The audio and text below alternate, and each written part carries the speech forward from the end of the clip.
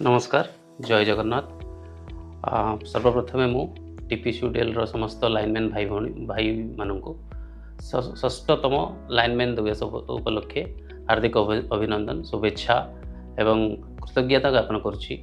आपण मैंने जानते एक विद्युत जोगाण कंपनी हिसाब से लाइनमैन भाई माने आमकर मेरुदंड अटंती यही कंपनी से माने यही कंपनी बहु मूल्य योगदान दे था। लाइनमैन मानक बिना कौन सी काम विद्युत सप्लाई करने कंपनी रे संभव नहीं। जमती ओडिशार पुरपल्ली आम कहू 12 मासरे 13 यात्रा, ओडिशार कौन सी यात्रा आम लाइनमैन भाई मानक बिना हो पार ना।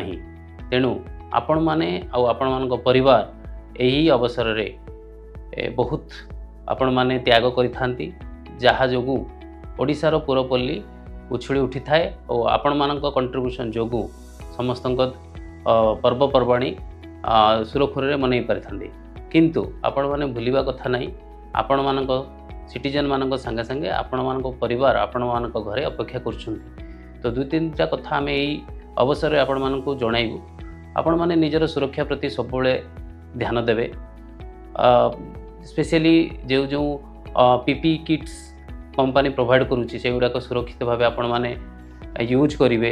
कौन सी कारण रे भी चलचंचल हड़बड़े कि कौन सी कनेक्शन देदेवा से टाइप कम करेंगे ना, जहाँफल विगत दिन में देखीचु आम विभिन्न प्रकार दुर्घटना ग्रस्त होती आम लाइनमैन भाई माने।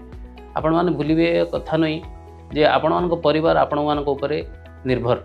जदि आपणकर किछि हो जाए आपण परिवार बहुत प्रोब्लेम सम्मुखीन होता। तेणु यही अवसर में मुझे एतिक अनुरोध करी विद्युत जोगाण करने सत्वे आप निजक सुरक्षित रखिए। आउ सेकेंड जिनस या भी कहबी एथिकली आम कम करवा। Ethics is our most priority. Ethical भावे आम विद्युत जोगाण दबा संगे संगे एथिकल भावे आम कम करवा आउ with almost protection on safety.